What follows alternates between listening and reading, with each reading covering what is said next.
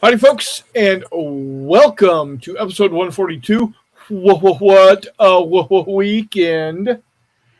This past weekend, McMurray and I went over to Kansas City and spent some time at Wiley HQ playing some games, and I have to say we had a lot of fun. I had a blast. Absolutely. My proof of concept game of micro armor worked pretty well. I have some changes I need to make.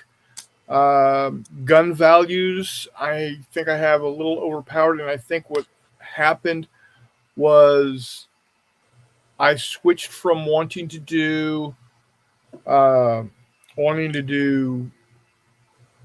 a version of Battlesuit Alpha and went to bigger battles and didn't change the guns. Oh, okay. So a single M60 was, when it hit, was rolling 3d10s per hit. Okay, And so then it there knocking out was platoons. and there was 4 M60s per group. Yeah. So theoretically, if you hit with all 4, you're rolling 12 dice of damage. Yeah. So The rules aren't. They have the same core, but when bigger battles, just mechanically it has to work different because it's. Well, Yeah. So Battlesuit Alpha, I don't know. We're getting into the weeds. We can get into game design and tinkering with Wiley rules later. Let's talk about it. Yeah, we'll definitely go down that route. But the 4 players I had a lot of fun. I had Chris Copeland, my all-time longest, bestest friend ever. Known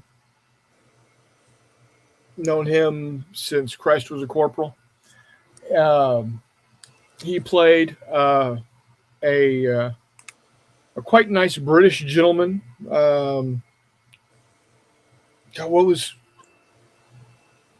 I'm drawing a blank Reginald on Stumblecock. Yeah, something like that. I'm forgetting his name. Jesse, who is actually a forward air controller in Fulda Gap during the 80s.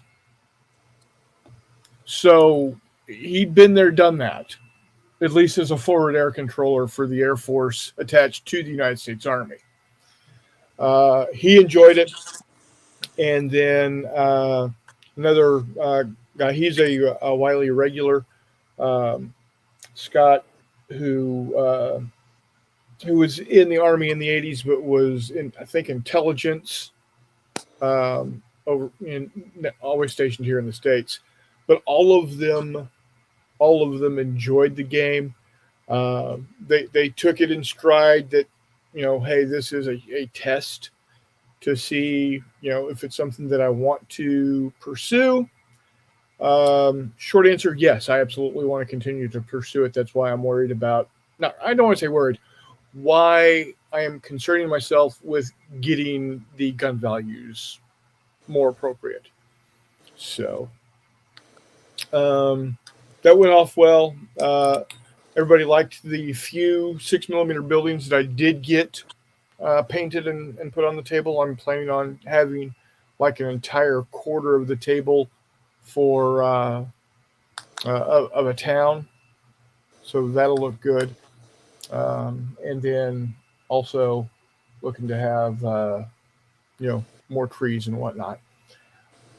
While I was running that game, you were getting set up for your game, but more Correct. importantly, Wiley or Jay and Steve were running Last Action Hero, which sounded like everybody was having a blast with that one. Fair. Go check out. They ran it twice. The first one, I think they've got a shortened video of it up over at Wiley Games YouTube channel, I believe so. and it was a blast from everything that I heard. I did not take part in playing that game, but that's okay. It will be run again with, I believe, expanded sets. They had 9 sets, and by sets I mean they had 9 1 foot by 1 foot squares, each with a different movie set. There was the desert, there was Antarctica, there was nothing but ocean and a sinking life raft. There And was sharks. jungle and sharks. There was jungle. There was uh, Mountains. there There was was lava like different fields. planet. Yeah. Yeah. Action hero So type stuff. yeah. So what happened is at the beginning, all the players did a kind of like a draft.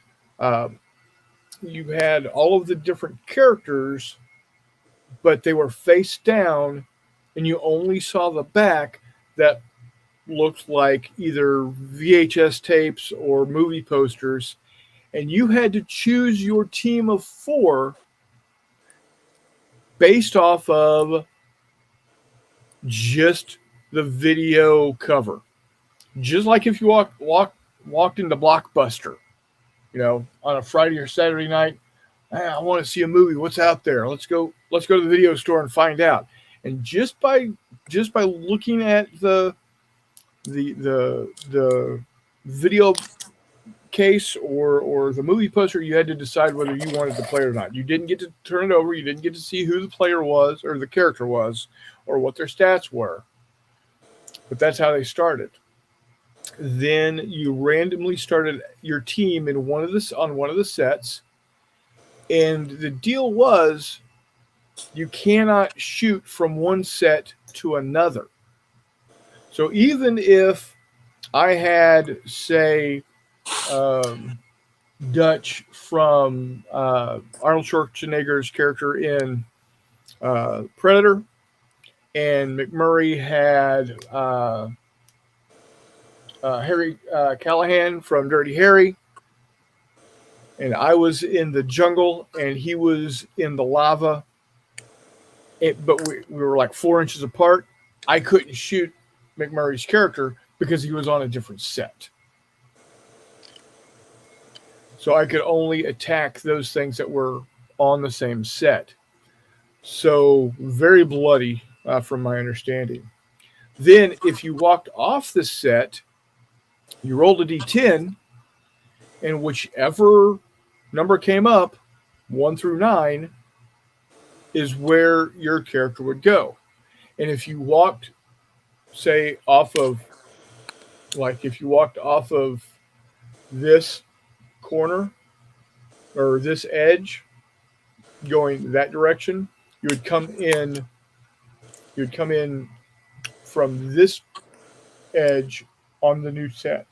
So you would continue in the way you're going just on the new set. And then you have a whole new set of targets to shoot. If you got lucky enough and rolled a 10, you got to pick whichever set you wanted. And that became critical because if you got to go to all 9 sets, you got bonus points. And you had to show that you got there, you got your last action hero video store membership card. And just like in the old days, rent 9, get the 10th free, and they would punch that, they'd punch your membership card. Same thing. You made it to a new set, they punched a hole for that number. So it was quite cool.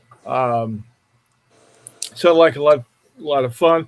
Oh, that's the other thing is as soon as you started moving your characters, they would separate. They would not be going to, even if they walked off of set 1 together side by side, unless you rolled let's say you were on set 7, and unless you rolled a 1 and a 1, they were going to be separated immediately.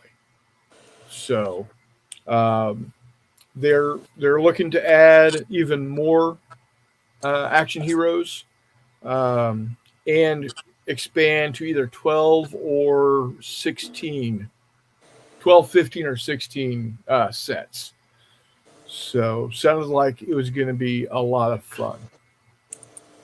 Then about halfway or after I got done with my game, you started your game. Correct. You want to tell folks about your game, and then I'll tell them how I did, because I did play your game. Correct. For a So while. we had a channel hopping game. So it's World War II with Germans and then Home Guard. Normally, when you say channel hopping, everybody expects you to have British commandos or something raiding across the channel to a German radar station, something like that. We had Germans hopping across, running into Home Guard, and that sort of silliness. So basically, you've got 3 groups of Germans under Lieutenant von Stinkelpinkel, Unteroffizier Sauerkraut, and Unteroffizier Wiener Schnitzel, landing on the British Channel coast in a town that got jacked up by the German battle cruisers during World War One.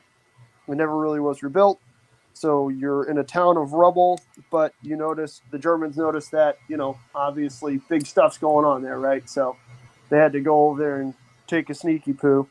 And so there's all kinds of ruins, all kinds of random stuff like a fuel dump and a couple of coal bunkers next to the docks. There's vehicles, there's civilians, there's all kinds of stuff. And basically everything on the table was interactive with a skill check. And in order to provide more kind of things than a normal traditional, okay, you need to pass a difficult 8+ skill test or else you don't see anything. I switched it to kind of a variable system where you roll a skill check or a skill test, and then if you only pass an easy skill test, so a 3+, something minor might happen. You might have something good. Okay, cool. You're a German. You found some of the British carrots. You got to take them back to the Luftwaffe so they can see at night. Goofy stuff like that, all the way through to, a 5 or a 6. You might get something good because you passed the normal skill test. You passed a difficult skill test, something good had happened. If you're the Brits, you just convince that guy to get in his vehicle and get off the table, and that'll earn you victory points. Through the Germans, you might have just grabbed that guy, as a prisoner, and, so now you can take him back across the channel, and your superiors can debrief that individual, what have you, all the way up to if you then rolled a 10,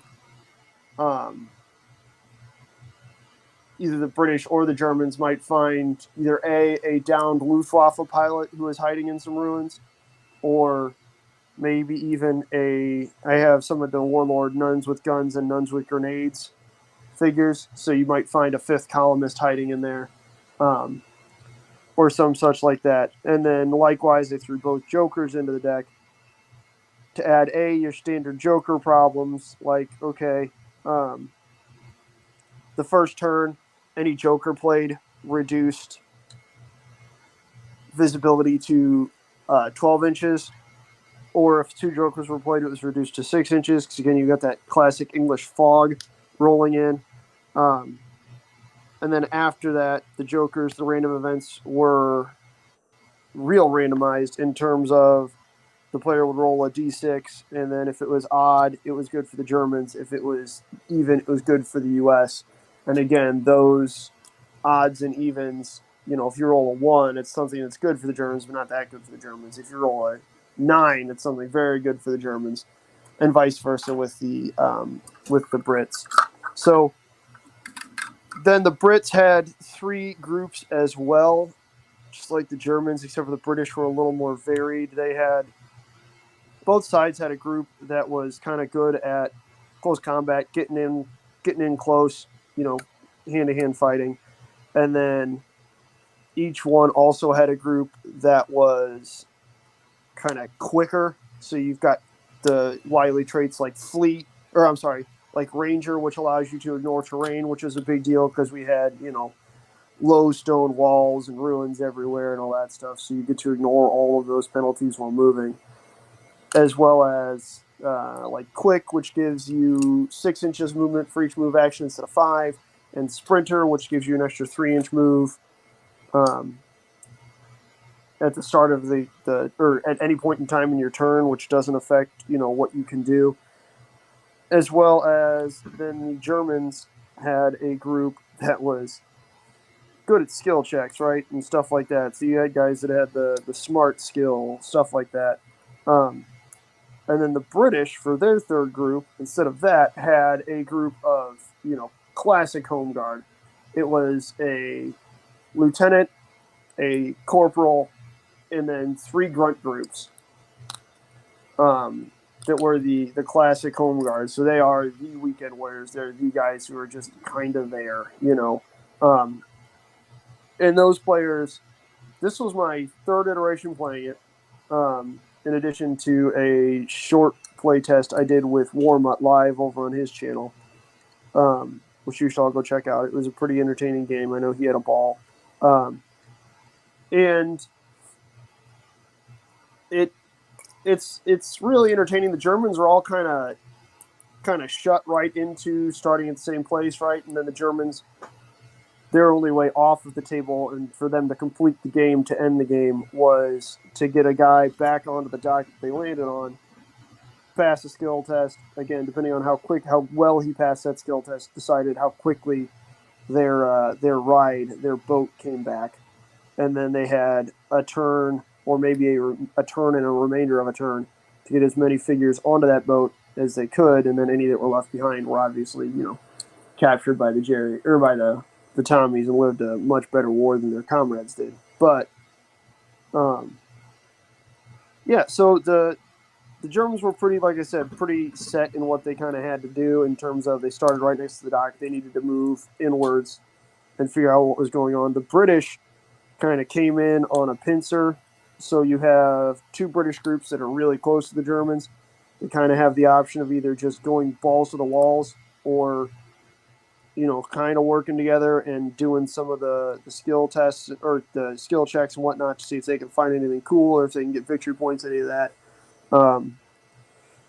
Which was always an interesting thing for each of to watch the British players, decide, okay, how am I going to do this, right? Because with WWWhat and I, it was a pretty good, pretty even, interchange in the center. I played it with a couple guys. It was pretty even. I played with the big muddy guys here in St. Louis few Saturdays, or probably a month ago, maybe a little more than a month ago. That was actually where Jay saw me posting the pictures of it and said, "Hey, can you bring that to Wiley Wargaming Weekend?"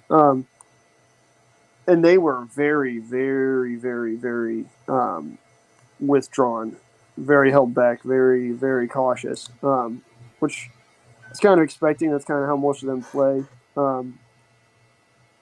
Chris decided to be the exact opposite. Yep. And Chris just he was one of the close groups to the Germans and kind of just jumped out and went, how about the? And did okay. I paid for it. Killed some guys, but then also got killed pretty quick. Yeah. But everybody else, then you kind of went over and, took your traditional Wiley nap. Yeah. But everybody else was having a good time, a lot of hooting and hollering, laughing, backslapping at the end of it. They were enjoying the random and odd random events and stuff, as well as the difficulties that some of them were running into in getting victory points, getting back to the boat, deciding, okay, no, that guy's he's gonna stay, stuff like that. So everybody had a good time. I had a great time. The players made the game real fun, as always. But yeah, in the end, I think the British won by 2 victory points. It was 24-22. So And that's the second time. I think the first time I played with Big Muddy Guys, it was in the 20s on one. It was 21-18. So again, like I said, they played a little bit more conservatively in terms of they didn't jump out as much. They have a real love for their figures over there. But yeah, so each time it was played, it was pretty close. The only time it wasn't close was when Brian and I played, and he stomped the crap out of me. But yeah, we had a good time. Enjoyed the game. I feel like that game will probably make a reappearance. There are a lot of requests for, hey, can you put something more like this on again, or can we do a second one of these? Something like that, which is always good. It's good to see it. The guys over there aren't necessarily always the biggest historical gamers, so it's always cool. You put on a historical game, and they, are excited and want to play historical stuff. That made me quite happy. I was real happy about that.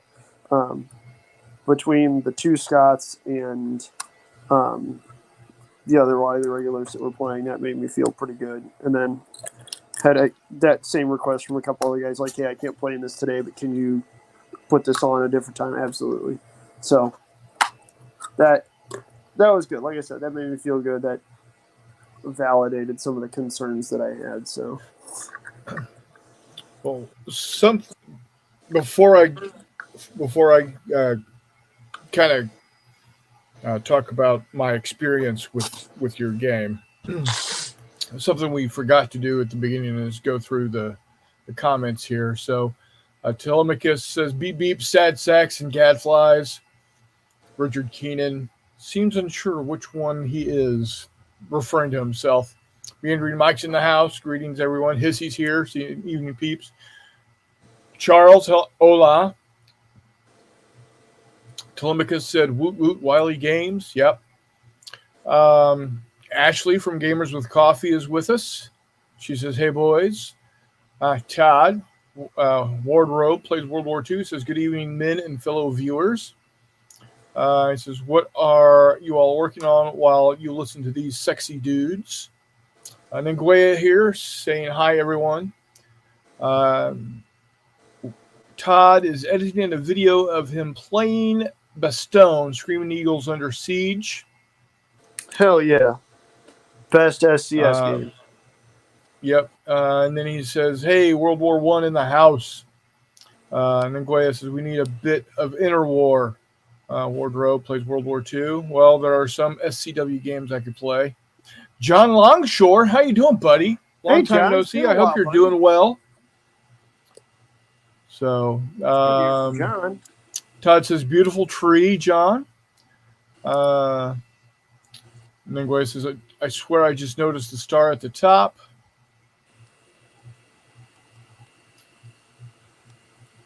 John Longshore, that's a name we haven't seen in a while. I'm happy to hear from you, John. Good to see your name there. Hope everything's well, buddy. Yep. Gamers with Coffee gives a lull. Pallet bone ain't working well on my zombie sharks. Well, that's no good. Who's doing zombie sharks? Charles. Charles? Okay, yeah. It tracks. You got to get some gray in there, Charles. Yeah. So, Ashley. I saw the documentary Jaws, haven't you? Yeah. I'm going to come back to Ashley's comment here in just a second. Mike says, Charles, have you tried polishing your pallet bone? Yo! Hey, Mike, coming in hot. Right? He said, Nguea says, you sure are starting early at Mike. Yes, definitely early. We're going to go ahead and leave that, and we're going to swing back around to Ashley's question. Any news on March to Victory? Yes. Hey, well, yes. I shouted rather audibly at the news when Robin told me. Yes. Which I think was exactly why she just walked over to me and told me while I was standing there eating chips at one point. There is. March to Victory is on, folks. Yes, March 22nd through 24th at Gamers Cafe in Independence, Missouri. There is room for anywhere from 12 to 16 tables, I think Robin said. Yes. We're doing this. It's happening. Yes. Get there.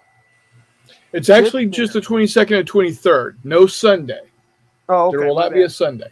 That's okay. It is Friday, roughly about noon. until about 11 o'clock that night. And then again, I think we're starting up around 9 o'clock Saturday morning, going again till about 11 o'clock. Oh, outstanding. Okay, so we're making up for that extra round on Friday then. Right. Beautiful. Hell yeah. And it is 100% gaming. Yes. 100% gaming. There's not a silent auction this year. I know. Nope. That's okay. I'm good with that. The only vendor is the location we're having it. It is at Game Cafe in Independence on the square, right across the square from Three Trails Brewery, which is where we have Battles and Brews. So Game Cafe is going to be the location for us, and they're not going to charge us an arm and a leg for it.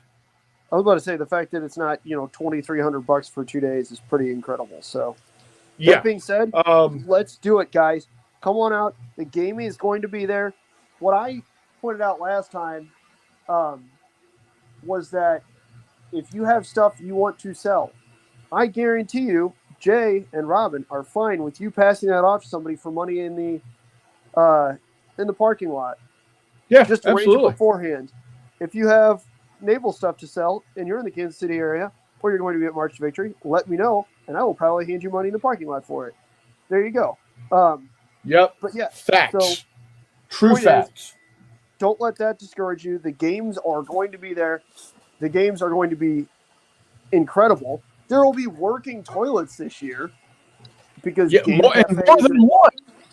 Yeah, there will be more than one toilet, and it will be working the entire time. So it's as much as that shouldn't have to be a selling point, it is. Unfortunately, it is. I don't think a floor-size naval game is going to take place this year. I'm not sure that we've quite got the space for that, but that's okay. There will be a naval game, though. I will be running. I will be running Ocean Thunder. I'm thinking Battle of Matapan.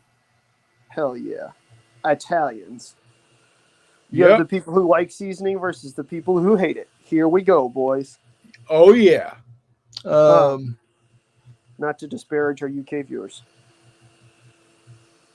Except, we love you guys. It's just too easy to make fun of you. Mashed peas on toast, not a thing. I'm sorry. You guys explored. You followed the Dutch all around the world. Built your empire on spices and then didn't use a single fucking one of them. But anyways. Right. All right. Anyhow. Yeah, we digress. Correct. But yes, so there is a March to Victory. It is happening. Grab your stuff. Get to Kansas City.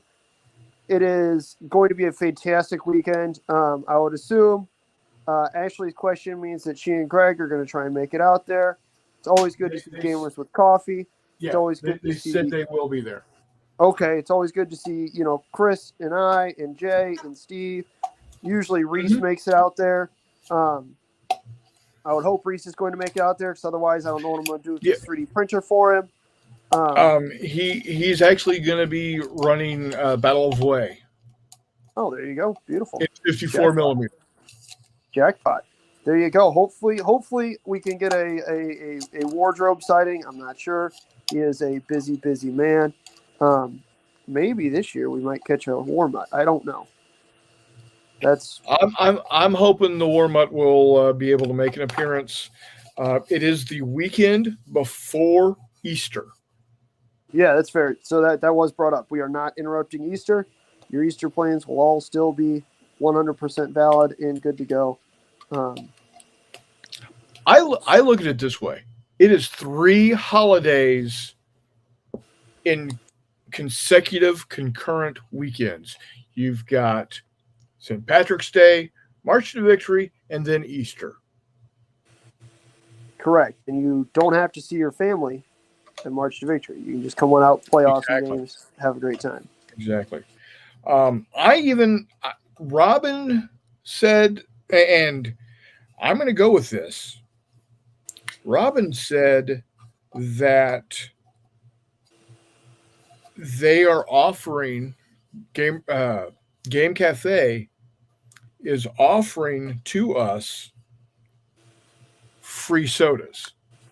Yeah, I heard her say that, and I've never been in Game Cafe. She was like, "Yeah, they got the whole soda thing going on." So I meant to try and make it there. I stopped by there on Sunday before heading home, and Is there like just it's sodas?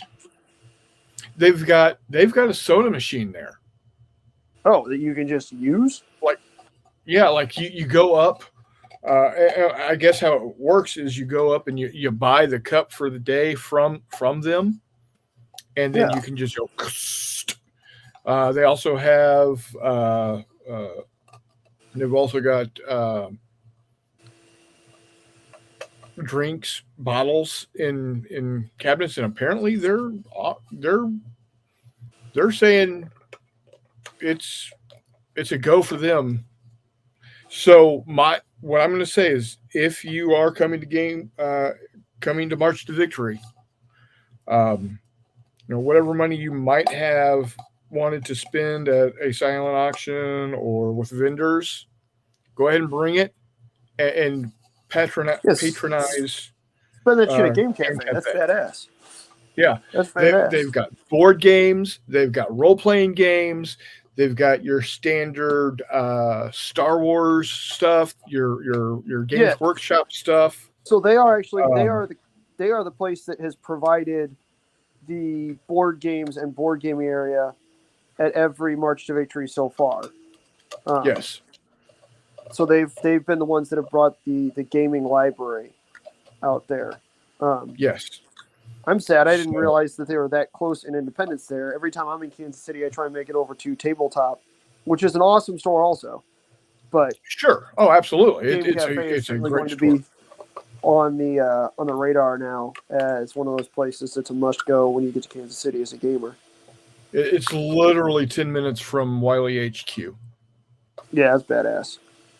So The KC yeah. metro area itself isn't that huge, so getting over to again Tabletop isn't bad either. But No, no. Growing up I shouldn't say growing up. My late teen years in Lee Summit, it was about a 30-45 minute drive depending on distance, or not distance, traffic. that's So fair. I'm about to say, I think I'm used to St. Louis. We're getting from one miniature market location to the other one is 45 minutes. yeah, yeah. Um, So let's see here. Let's go back here.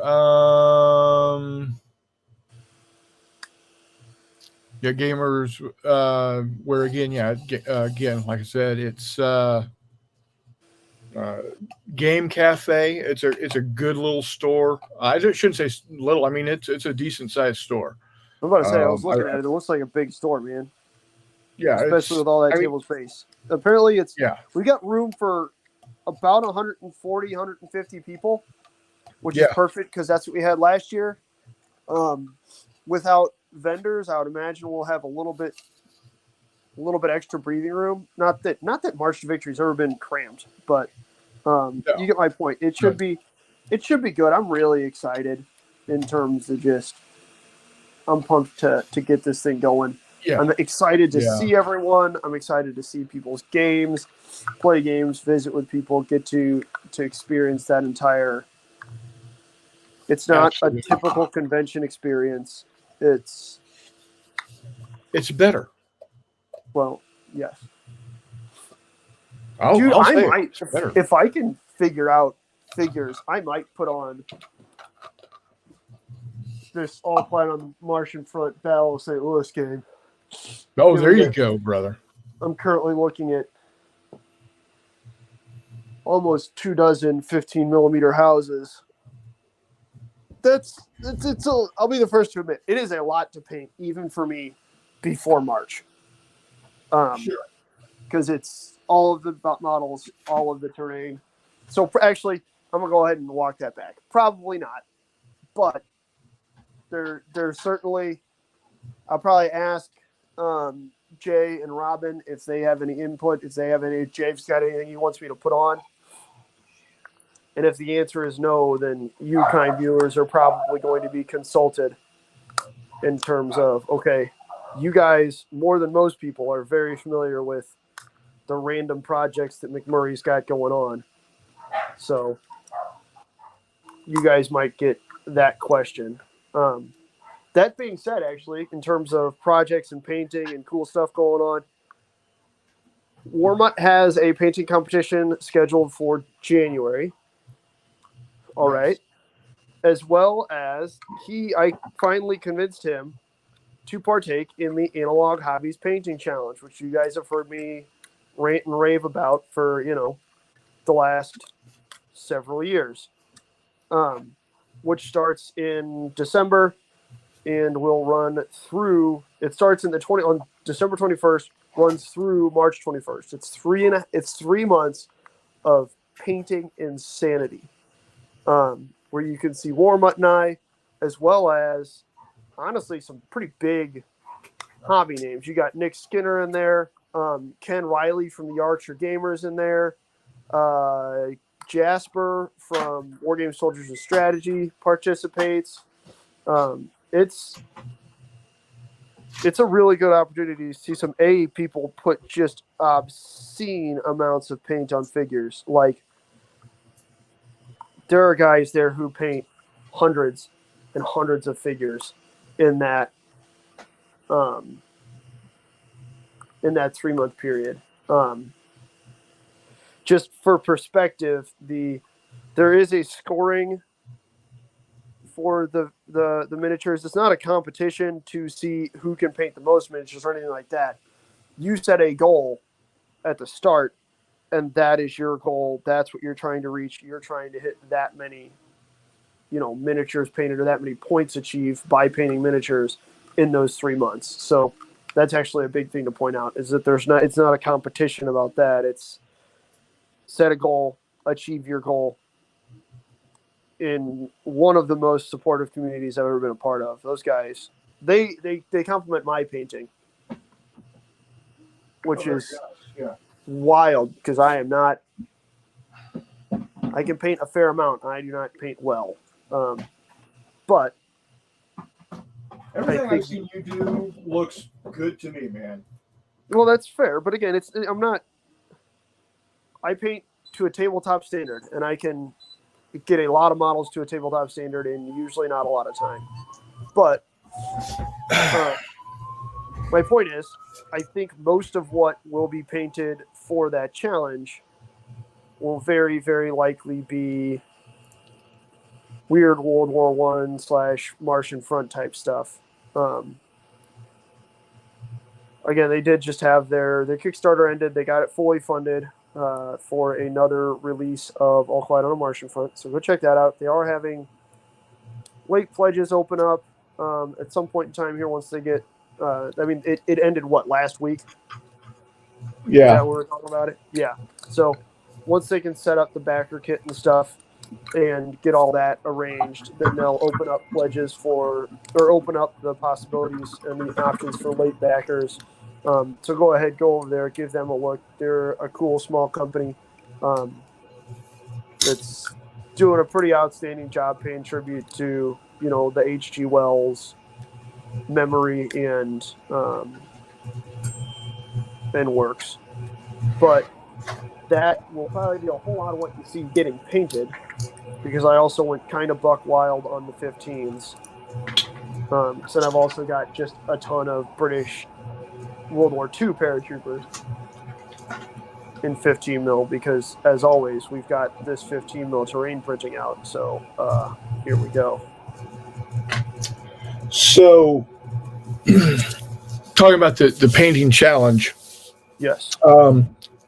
I might have to go ahead and jump in on that also, because I got my Mars 3 4K on Monday.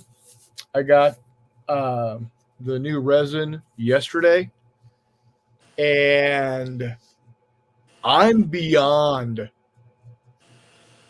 stoked with the two new printers that I've purchased in the last month. Has reinvigorated my desire to get going again. I Right. just printed this off for Donna. This took 45 minutes on the Neptune Pro. I mean, it's not very thick. It's but it'll hold pencils at her desk at the school, right? I was about to say, what strain is it going to be under? Why does it need to be that thick? That's fine. Yeah. So I got that, and then the Mars. I did a full plate of 8 Skull Forge miniatures. All of them came out perfect. There was not a failure. So I got like Kit Fisto here. I got a fucking Bothan. Many of these guys died for the plans. I was about to say, you better make a lot of those or you're never going to get your Death Star planes, buddy. Right. I got this weird son of a bitch. What's that? Just weird dude. I don't know, man. Oh, okay. Sweet. Yeah. So yeah. From Rogue One, Baze with a big fucking gun, and his buddy Chit, the blind force I am wielder. the force is with me, guy. Yeah. I'm the force. The force is with me. So those took 2 hours to print. 2 hours. The old one would have taken 4 hours, and half of them wouldn't have printed. What have you noticed is different from the user interface? Is leveling different? Nope, everything's the same. It's just a higher resolution, and I am using a different resin. I'm using a gray resin 2.0 instead of the translucent red. Who manufactures your resin? Elegoo. Both of them were Elegoo. Okay. It's quite good. I was about to say, I always use the Elegoo ABS like gray and had pretty good success. Yeah. And then let's do this. I'm going to kick over. You see these? Those are my, those are the 6/8 mil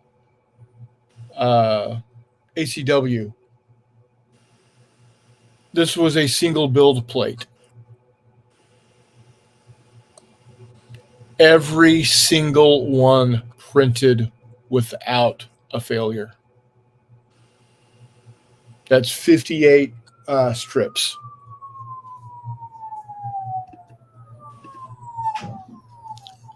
So excited. And I just finished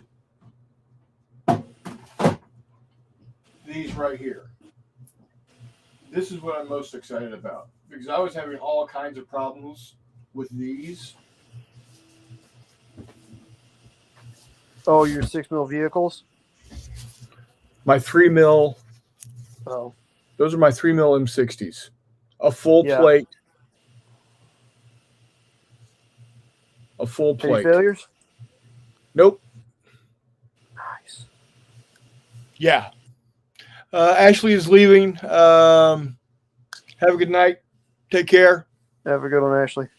Say hi to Greg for us and Keegan. So I'm going to set that aside.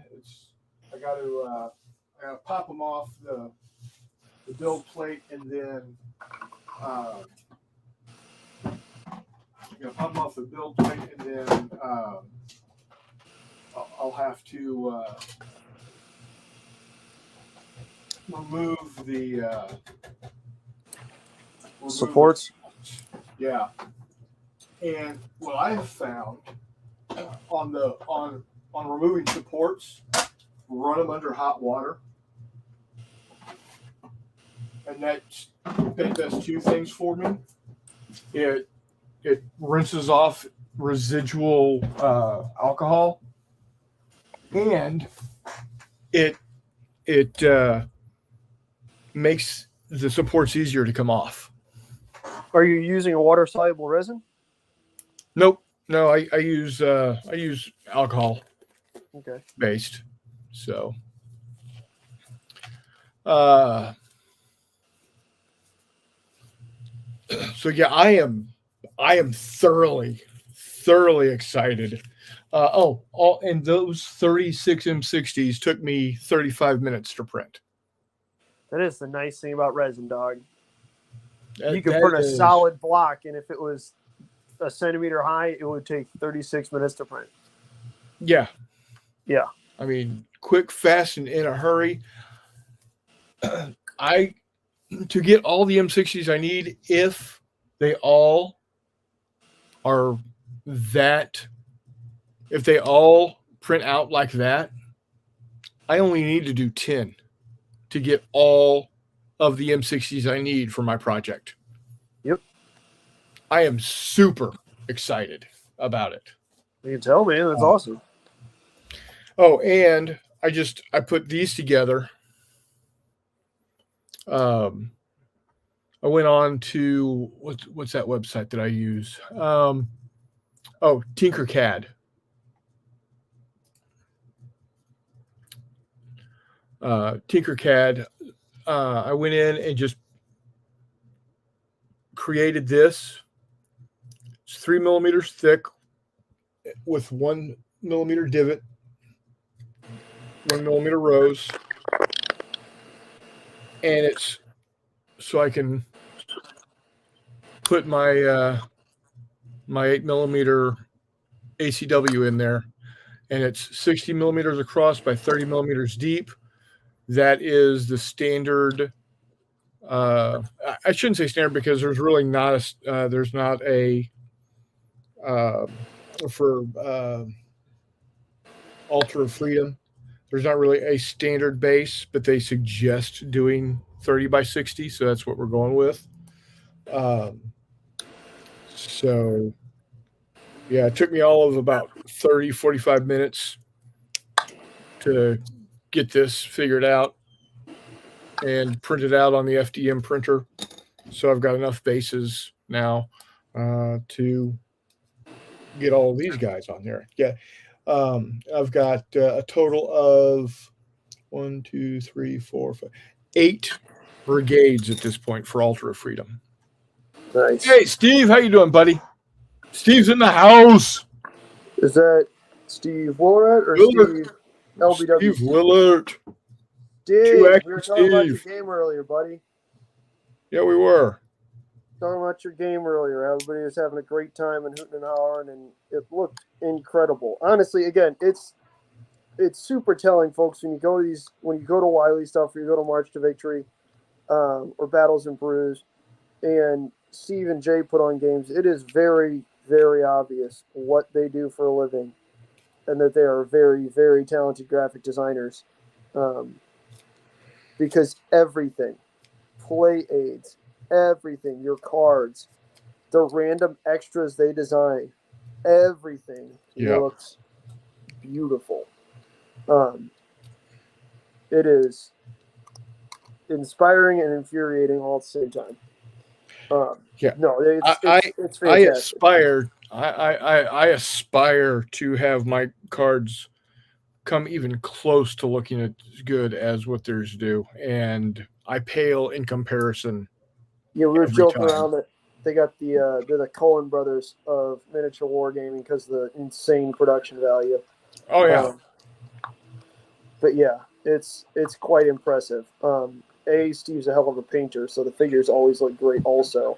Oh yeah. And it's awesome, guys.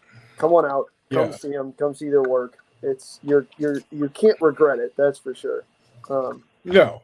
They've gotten me to play a ton of games that I have next to zero interest in actually playing. in terms of the setting, but Right. you can't not have fun when the game is that well designed, because it's not to say that their games purely run on the good looks. The good looks are there, obviously, but there's also brains behind that beauty, which I think that's why Steve's married. But yeah,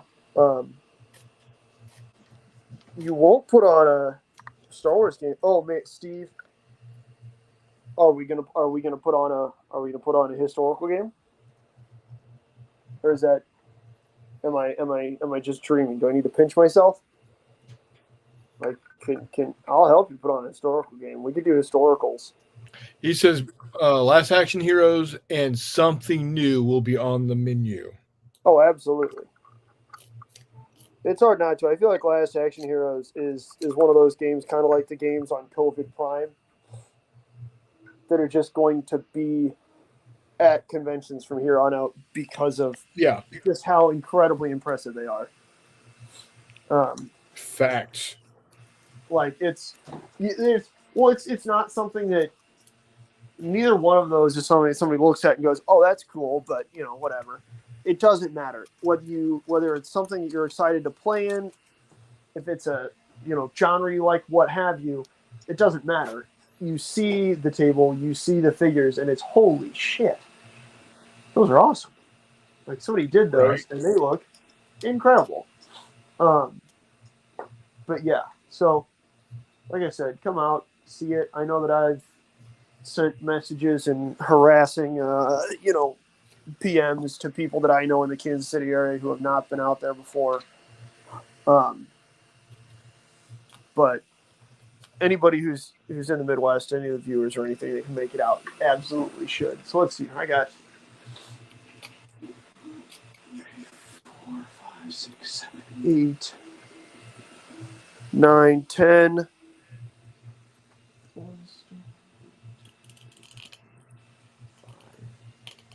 Yeah, so right now I'm looking at 10 2-story, 5 1-story, and 7 8 ruins, which is not nearly enough.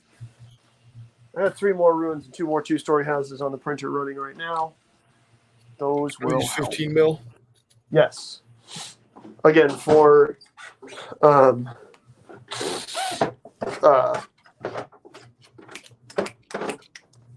anything, whether it's Flames of War or the War of the Worlds type stuff, any of that stuff, there will be 15 millimeter ruins. I've kind of had to shake myself and say, hey, hold on a minute. As you guys know, I really enjoy getting everything I need for a game done and then having it in a box, right? So like the land-based, like fighting on Mars, Victorian sci-fi that I put on at Battles and Brews, not this past summer, but summer of 2022, is entirely contained. It is a full, like 3.5 by 3.5 table. That thing got crammed with rocks. But all that terrain is in a box by itself, ready to go if I ever need it or want it. All I need to do is grab the figures for it, and there we go. My 28 millimeter Victorian airships are all done in a box. Just need to grab the crew figures for them, and they're ready to go. My 28 millimeter pirates are all done. They're in a box. Those I just need to grab and go. And when I say a box, I mean one of those like big totes, one of the big black and yellow totes you see at like Lowe's and shit. Right. But what that kind of jarred me awake to was, hey, buddy, if you're going to have entire games worth of terrain just waiting ready to go, you should probably figure out a scale that doesn't mean after, the next 3 years, you're not going to have any room in your house. Right. So I said, okay, That was a very reasonable shake awake that I got myself there. So I looked at.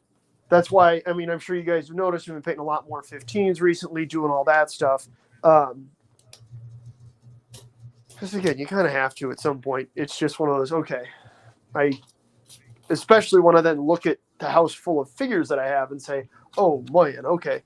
Especially if I want to use these figures, then I really need to get this figured out such that I'm not, just actively dying over here. So, like I said, been focusing a lot on the 28 or on the 15 mil stuff. Was thinking Mike Burke, the man himself, and I discussed a 15 millimeter Boxer Rebellion game. There you go. Again, would be awesome. The issue is, those are pretty specific miniatures. Yeah, they are good for the Boxer Rebellion, especially because probably 3/4 of the miniatures to 2/3 of the miniatures you're going to need are going to be Boxers. But and we're not talking George Foreman and Muhammad Ali, right? No, we are talking angry Chinese folks with like swords and weird spears and goofy shit like that in 1900. Yeah. It was interesting though, because it was the only time I've ever heard Mike get excited about a historical game. But Mike likes historical if you can make it weird. Well, exactly, which then it's not as historical. But anyways, long story short, that was a cool one, but it was one of those, okay. I need to figure out what I'm going to do with figures and whatnot, because that is not that terrain is not entirely versatile. It's all urban, and it's all real Chinese. Even the buildings surrounding the legations were all quite Chinese. So that was just another one of those. Okay, I need to figure this out. Where was most of the fighting? In Peking. In Peking, okay. Yeah. Very, very Chinese. Well, I mean that's the thing, right? Like that's the only place in China that you would find anything remotely Western. And even then, inside some of the legation buildings had Western touches to them. But then obviously everything around them was, again, super duper Chinese. And I mean, even if it took place in the countryside, then you just have zero foreign influence. So that's entirely Chinese as well. But anyways, long story short, that'll be a cool project at some point down the road. But right now I've got more than enough 15s here and coming that it shouldn't be hard. I'm going to toss it out again. If anybody here has old All Quiet on the Martian Front stuff they want to get rid of, whether it's tripods, tanks, whatever, let me know. They made so much of that stuff. That was produced in plastic. Like, there's sprues of tanks. That's how many of these things they made. There's sprues of tripods. It's out there. It is, man. And I want to find it. But no, I primed up a bunch of British for that era. I'm still waiting for my my St. Louisans to come in. Which will be incredible, and I am ultra excited for the 15 millimeter, they're 1920s civilians, but they'll work fine for civilians 10 years before that. There's not a huge difference in style. I mean, it's still guys wearing jackets and trousers and stuff. I am beyond pumped. Especially at 15 mil. Yeah, like the cut of the jackets might be different. Okay, all right. Well, they stand 3/4 of an inch tall, so I'm not really worried about it. But I am super pumped for that. That's obviously one of those projects that is real close to home. Sure. So there's a lot of enthusiasm about it, especially given, I can just go there. Like, it's not actually historical, but we can finally get what it feels like to be, the two fat Lardies guys and walk around a battlefield. Yeah. But especially considering most of it I've been to, which is cool. But yeah, and it looks like the Martians were there. Especially now. But no, so that'll be cool. Looking forward to it. My love for 15s has been minorly rekindled. Thanks to Hex and Warmutt. They're both Hex is painting 15s gangbusters. He's doing awesome. He does it ridiculously well too. That man paints camo in his 15s. Yeah, he does. But quite nicely. Yeah, he and Warmutt have been going like crazy. Wardrobe has been hinting that he might actually paint something eventually, which would be awesome. Nice we forgot to talk about our new sponsor, Chris. Oh yeah, Geek Gaming Scenics. Go grab stuff. Yeah. They make basing really easy, which is the only reason I do it, because I hate basing. But yeah, slinging straight facts. So St. Louis here. I'm over there a couple times a week helping out packing stuff because the owner's leg is minorly on the fritz. So while he's out for a second, I'm helping him do stuff. It's awesome. It's fun. If you order stuff, put it in your order that, you saw on the show. I'll figure out something cool.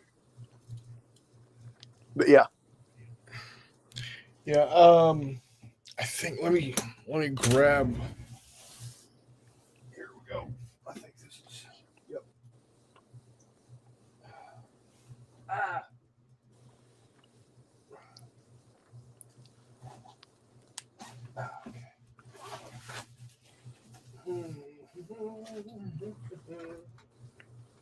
Where are you?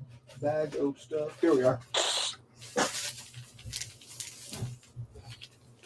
So yeah, this is the base ready forced ground cover. That's a cool one. It's got like almost like shreds of barky stuff in there, but really, really small. Yeah, I hadn't looked at that one too closely. Badass. It's a good product. Now it's made in the UK. And so if you're international, you'll want to go to geekgaming.co.uk. If you are here in the States, you're going to want to go to who you want to go to here. I can't remember. I can't remember. Google Geek Gaming USA. Yeah. I think there is a Geek Gaming USA site, but yeah. Either way, Google it. It's the easiest, anyways. Chris has a link down there. GeekGamingUSA.com. Bam, look at me. But yeah, and if it's $100, if you buy $100 or more, you get free shipping. If you buy $100 worth of order, I will fart in the box for you. There you go. I'm just kidding. I won't. If Steve orders $3, I will fart in his box. But anyways, no. The point is, it's honestly it's good stuff. People look at it and go, "Oh, this is just scenic material mixed up." You're exactly right. It is, but you're paying $6 to $8 for a bag of it instead of $300 for each of all the stuff to make it, containers of woodland scenic stuff or whatnot. You need to mix it up and make it, and that way you have enough to do your army and some more instead of a 10-gallon drum of it. So yeah, yes, you're right, but it's quite great. My absolute favorite of Geek Gaming stuff is the Mediterranean soil. Mediterranean is great.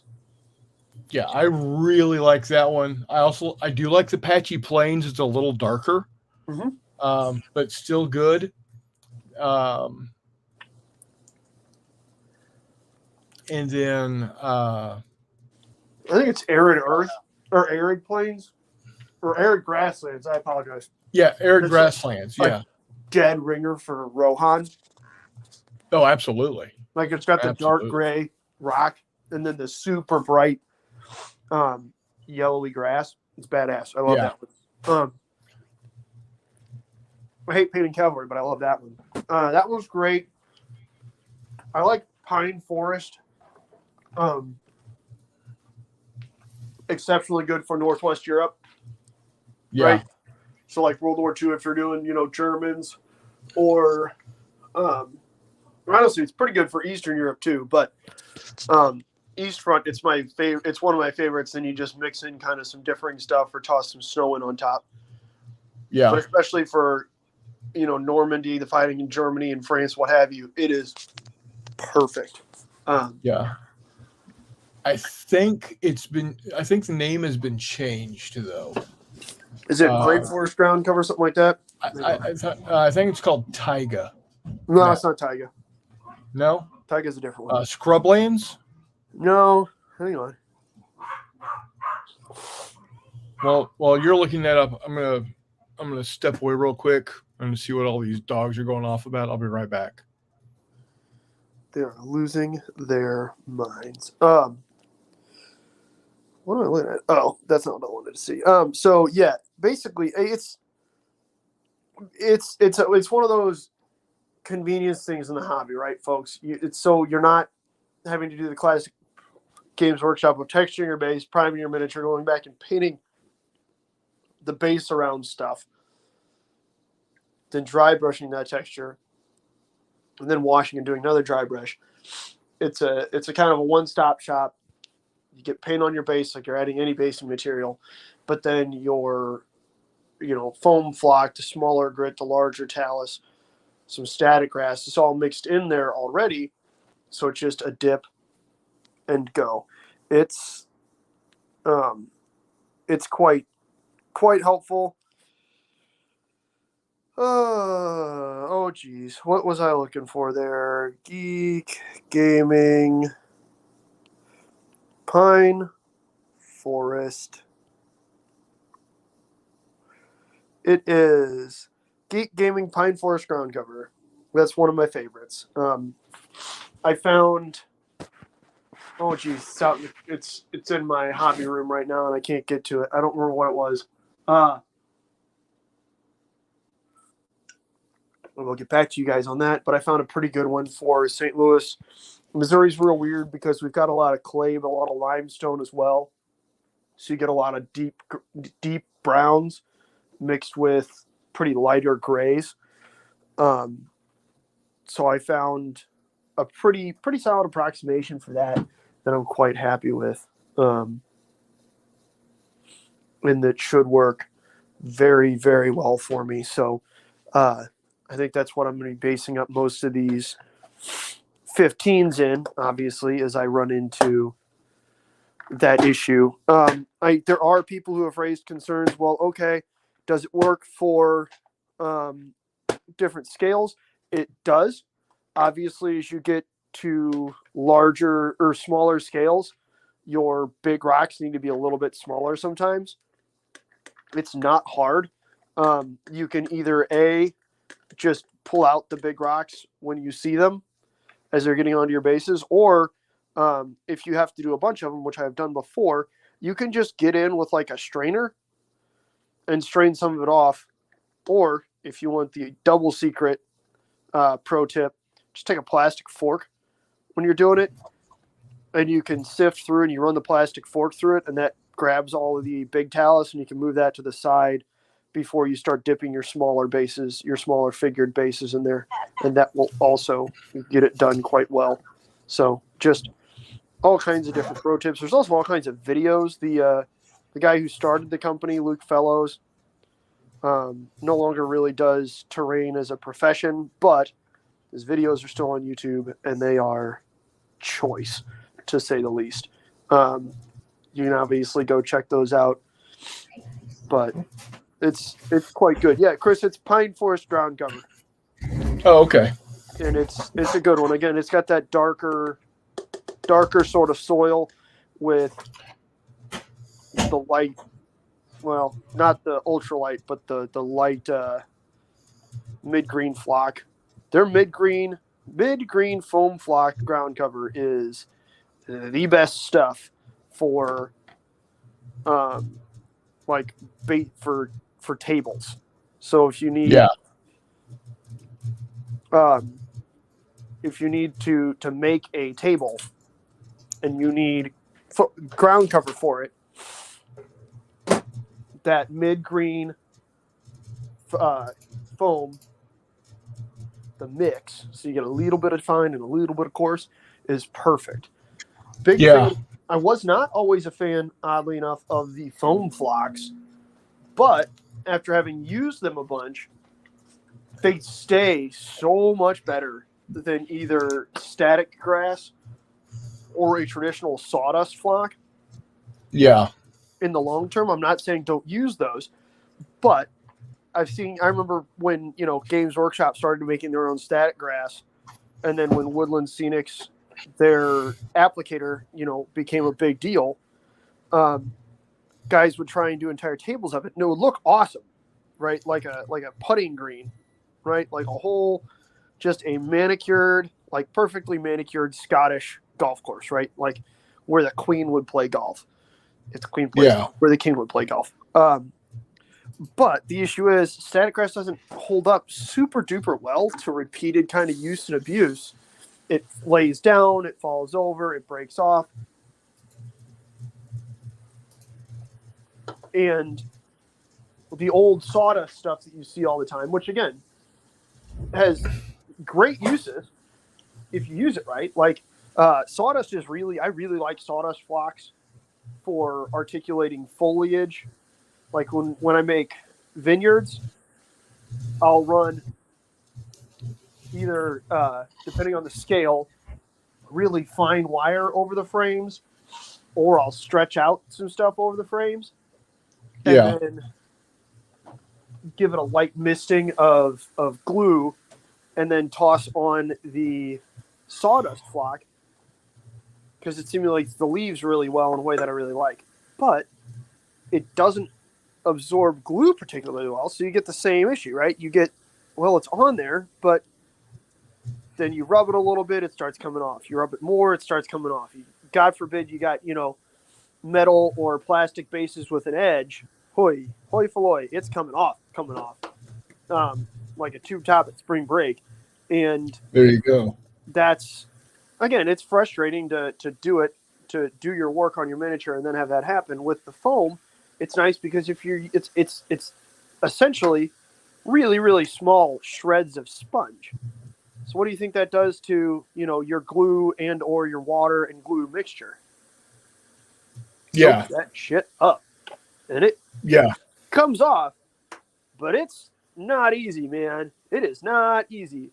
But anyways, so that's my long-winded sales pitch for the mid-green foam flock, the coarse fine mix. I don't remember what that's called now. But I actually did an entire 4x4 non-modular 10 millimeter table that I'm sure has been on here before, with a big ass castle on one end of it and then a river on it, because it's me, so there's got to be somewhere for the boat to go. Right. And I did almost all of the ground cover in that flock, and it was a dream. I kept trying to get Luke to send like a bucket of it so I could stop getting bagged. Never really worked out, but that's okay. I understand. Dude, what? Sorry, I realize this is a really, really random thought, but what would happen if, like, so I'm a big fan of microwaves, right? Yeah. We're jumping all the hell over the place. But I was just poking the numbers on the microwave and wondering what would happen if I put in like 106 or like 163. Like, would it just blow up? Because that's 2 minutes and 3 seconds, not a minute and 63 seconds. Like, what would happen? If you put in 163, it would go for 163 seconds. But if I put in 143, it would only go for a minute and 43 seconds, not 143 seconds. So it would go for 2 minutes and 23 seconds, not a minute, not 143 seconds. Right? Or I'm sorry, it would go for a minute 43, not 2 minutes and 23 seconds. I don't know. I'll have to try it. More experimentation is needed, folks. Go to work. I'm going to try it in the break room. We'll see if that one explodes. There you go. It's that's your answer right there. Yeah. You guys in the audience, try it at work. See what happens. We'll try and figure out if exploding or not exploding is an industry standard or not. But I think with all of us, we can answer this dire scientific question. My suggestion would definitely stand behind one of your larger coworkers. Maybe. What's the Star Wars line? Retreat in our moment of triumph. Yeah, something like that. But yeah. Meandering Mike says, I thought you guys were talking Magic the Gathering dual lands for a second there, Taiga, Tundra, etc. Yeah. I don't know what that means. You lost me, Mike. You lost me, Mike. But Taiga is a ridiculously popular base ready. It's got some really bright colors in there that it's pretty cool. Out of it currently. Waiting on a big old order to come in from Old Blighty. Tim ordered it right before Thanksgiving, so hopefully it should get here at some point. Dog, they DHL that shit directly to his house. Because the company that he ordinarily goes through, like a shipping company, right? So it's like a retail store that then, he takes and drops stuff off to, and then they get stuff, and then he goes and picks it up, right? So that he doesn't have, 40 6x6x6 boxes sitting on his front porch, right? 3 times a week. But that company, because none of it's, it's pretty bad. You're basically getting a 1 foot or a 12-inch by 12-inch by 12-inch DHL box full of sand, if you're lucky. Basically, yeah. Or you're getting a 12-inch by 12-inch by 12-inch box full of pint bottles of glue or basics. Oh shit! How do we not talk about the glue, Chris? I was looking for mine, and I realized, oh hey, it's still out front in the living room. Yeah, that glue. So that is phenomenal. That is one other thing that is outstanding that you can get from Geek Gaming is the fast dry basing glue. It's not a PVA. It's not a polyvinyl acrylate, which is nice because while PVA glues have worked for this hobby for decades, everybody here who has ever based something in PVA, especially when you're using a rigid base like a washer or something, knows that, or especially if you're somebody who ever based on like card, knows that PVA shrinks and retracts when it dries. Yep. Yikes. Not always the best thing. Certainly not really what you want, right? The nice thing about that fast dry basing glue is it does dry pretty quick. It tacks up quickly, so it holds really, really well. And it does not shrink when you it does not shrink when it dries, which is clutch. There's a couple other tips and tricks we can get into. I need to figure out either on here or on like Warmutt's channel, just doing a whole bunch of basing like tips and tricks and shit like that. Because part of the reason that I'm not the biggest fan of basing is because I've goofed up. I have messed up more stuff basing, guys, than but that means I've learned a lot of go arounds and tips and tricks that could probably be really helpful for some folks.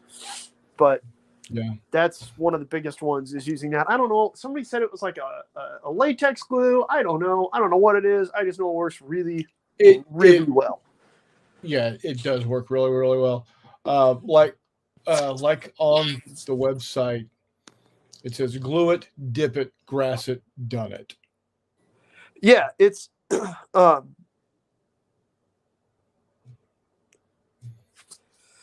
And Charles said, "Okay, boys, you sold me. Save the website to my phone homepage." There you go. You will not be disappointed because, well, let me just show you. I'm going to embiggen myself here for a second. Turn my light on. So this right here, that is the Mediterranean with the big old rocks and everything. It literally, I spread some of the fast dry basing glue on there, ran that through the bucket, pulled it up, and then I wanted to add a couple extra rocks to it, so I just a couple of little drops, and then picked the bigger rocks out of the bucket, dropped it on, set it aside, boom, done. You don't even have to paint if you don't want to. It covers that well. it does. It covers extremely well. Um, it's it's handy. Like I said, it helps to let it tack up a hot second first. Kind of like, I mean, Yeah. PVA is kind of the same way in terms of if you just toss like all-purpose Elmers on your figure and then roll, you're going to wind up with big chunks in your basing box Yeah. because you've got where some of the glue came off with some of the figure or with some of the stuff that didn't stick. But so what I usually do is I'll put dots of glue on, Five Guys bases, stuff like that. And then I'll go back and I'll spread it on the first one, dip it, tap it, set it aside, spread it on the second one, dip it, tap it, set it aside. And that's a pretty good way to do it. That, or I'll do 3 or 4 at a time and I'll dot them all, spread it on each of them, and then go back and go with it. It depends. Find what works for you. But it's nice when finding a system that works for you, knowing that you don't have to worry whether your materials are going to work for you, right? Right. If you can get everything you're working with functioning properly and working how you need it to, that makes figuring out a system of how you're going to do something to get your models onto the table or, into your display cabinet, what have you. It makes that whole thing, makes that whole process of figuring that out so much easier and so much more, not just easier, but so much more pleasant to then, execute and work through. And it's so easy to make it look so good. And the thing, I'm like you, McMurray. I am not a great painter by any stretch of stretch of the mind. But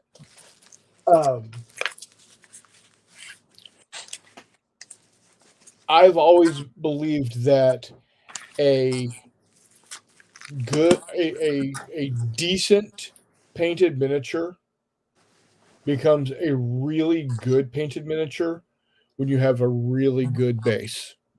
It does, and basing can really do. Basing is one of those things that it's not hard to just get something onto a base, but it's really easy to make basing really improve the look and feel of your figures and your game overall. Because not only can you use basing to tie different figures to different like games and tables and stuff like that, right?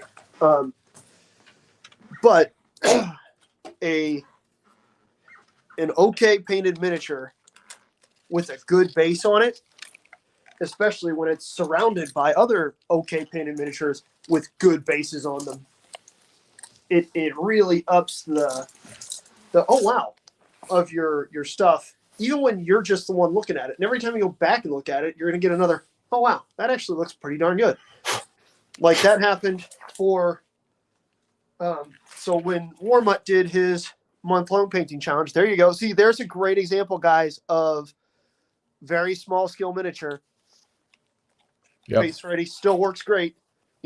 There's none of the giant rocks on there, which honestly on that tank base, you could probably get away with a giant rock or two every now and then. But the point is, so the end of Warmutt's challenge, right? I painted that like decent sized desert army of Italians, and then I based them all right away. And the paint job wasn't great. I mean, they're 15 millimeter figures. It's hard to see a paint job on 15s, basically no matter what you do. But you can always see the bases, and they bring the Army together. If you had to slightly alter your paint scheme in the middle of painting an Army, whether it's because you ran out of something changed, you couldn't get something anymore, or you just decided, you know what, I like this way to do this a little bit better. Boom, look at that. See, that's my point. This is my 3 millimeter Arab Israeli forces. Yep. Look at that. Look at how pretty that is. And they're 3 mil. You know the models aren't stunning. That doesn't matter. That's the point. Yeah. Like those models are not going to stand out on their own. It's nearly impossible just by virtue of what the models are to make them stand out on their own, right? But you can with the base on there and looking like all the other bases and looking pretty darn good.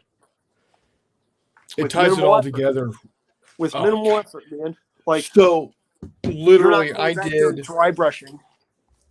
I did all of this in like an hour and a half. Basing. Yeah, that's how. Okay, so there's another great example. Your challenge, Chris, that first day, right? That kickoff. Oh, yeah. When I based like 300, 250, 300 damn miniatures. Yeah. In a couple hours. Yeah. Yeah.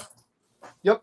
That right there. That is how. Using that good glue and a good mix where I knew what I had and I knew what I needed to do makes a huge difference. It makes all the difference. Yep. Everything I had at Wiley's, those bases were all base ready, and they tie into the mat that I use at home quite well, and they tied into that mat that I use at Wiley's every bit as well, right? Yeah. It's finding something that's kind of in the median that you can then run with, and it's wonderful. Yeah. Now, I before I even knew about Geek Gaming Ready Base, I made my own. Yeah. Ready Base. It's not. They didn't invent the wheel here. They'd already this was already a thing. No. It was just standardizing and bringing those out to. Here you go, guys. For basically 2 bags worth of stuff that I made. I still have enough stuff to make more bags, but it cost me like $60 to buy all of that. Well, yeah, that's again, that's my point. That's where I was. You know me. I'm a very cost conscious individual, right? We'll call it that. Yeah. So I mean, you can buy all that. You can buy all the stuff to make this. But you're spending $60, $70, $80 to have more than you will ever use. And to be honest with you, that's still on the conservative estimate on the cost, because that's what I was looking at, right? Because again, I'm lucky enough in St. Louis that we've got Mark Twain Hobby right here, right? Awesome hobby shop, arguably one of the better hobby shops in the Midwest. It is a good shop, and because I mean they are truly Missouri people. They stock the entire Woodland Scenics range. And so I was looking at that because for big projects that it might be worth looking into at some point, right? Like, especially if you're going to build terrain for it and then build a couple armies, 2-3 armies. And, the thought is, well, maybe it's worth doing that. Man. Yeah. For 2 of those guys, basically the conversion rate that I came up with was that I could get 4 or 5 bags of base ready for 2 canisters of Woodland Scenic stuff, depending on what it is. Some of it's more expensive, some of it's not as expensive. Right. And so once I had determined what I liked,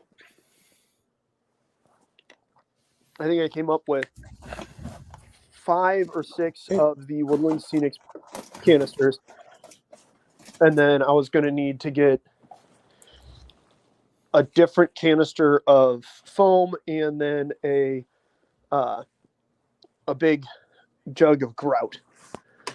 And it was just one of those like, okay, I could do this, or I could, I think I bought 3 bags to start with, because honestly, 3 bags is a massive amount of this stuff. It is. I mean, this stuff will last a long time.